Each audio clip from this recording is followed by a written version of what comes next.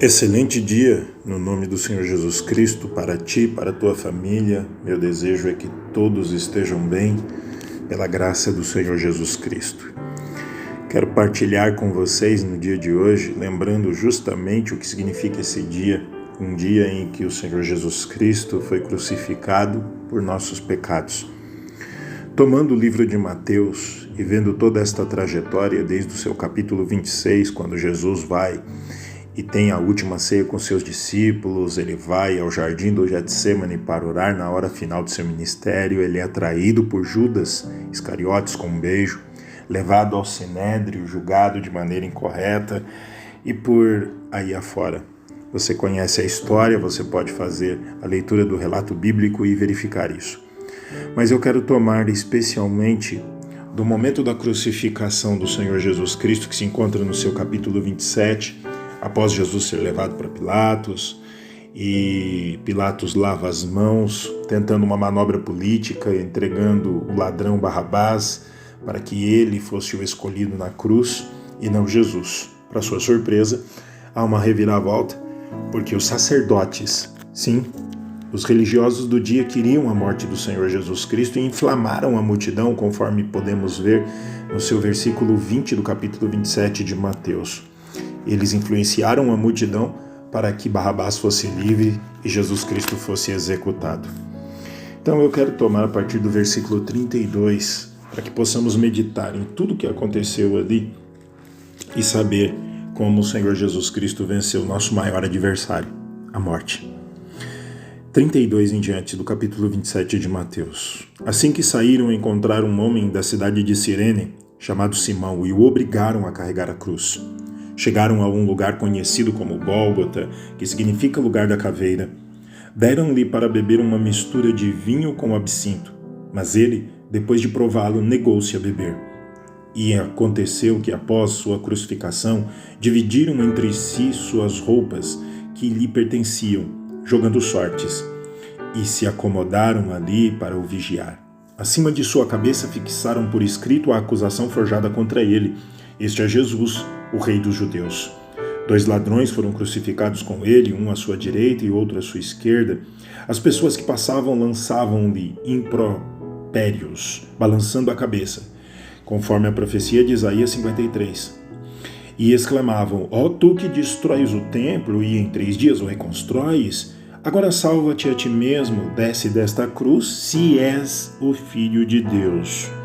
Fiz questão de frisar este ponto porque isso remete ao que aconteceu em Mateus capítulo 4, quando o diabo tentou a Jesus, dizendo e duvidando: "Se tu és o Filho de Deus."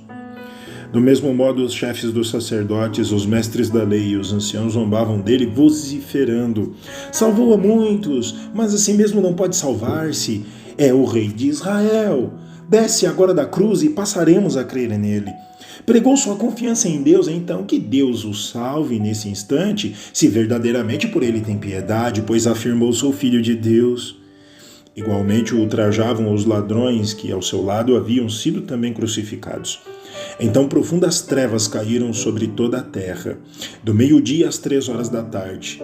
E por volta das 3 horas da tarde, Jesus clamou com forte voz, dizendo: "Elohim, Elohim, lama sabachthani", que significa: meu Deus, por que me desamparaste?" Mas alguns do que estavam ali ouvindo isso comentaram: "Ele chama por Elias." Sem demora, um deles correu em busca de uma esponja, embebeu-a em vinagre, colocou-a na ponta de um caniço e ergueu-a até Jesus e deu-lhe de beber. Entretanto, os outros o censuravam: "Deixa, vejamos se Elias vem livrá-lo." Então Jesus exclamou uma vez mais em alta voz e entregou o Espírito. No mesmo instante, o véu do santuário rasgou-se em 2 partes, de alto a baixo. A terra estremeceu e fenderam-se as rochas. Os sepulcros se abriram e os corpos de muitos santos que haviam morrido foram ressuscitados.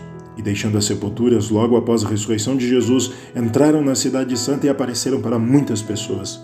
E aconteceu que o centurião e os que com ele vigiavam a Jesus, vendo o terremoto e tudo o que se passava, foram tomados de grande pavor e gritaram: é verdade, este era o Filho de Deus." Neste momento, era muito tarde para o centurião reconhecer que Jesus era o Filho de Deus. Mas para você para mim, ainda há tempo de reconhecer que Jesus Cristo é aquele que veio à Terra para nos redimir de nossos pecados, para nos salvar de uma ira que estará caindo sobre a Terra daqui breves dias. Esse é o nosso tempo, essa é a nossa hora. Creia em Jesus Cristo tão somente e saiba que a Páscoa não é simplesmente uma festividade onde a troca de ovos de chocolate é realizada. A Páscoa significa muito mais do que isso.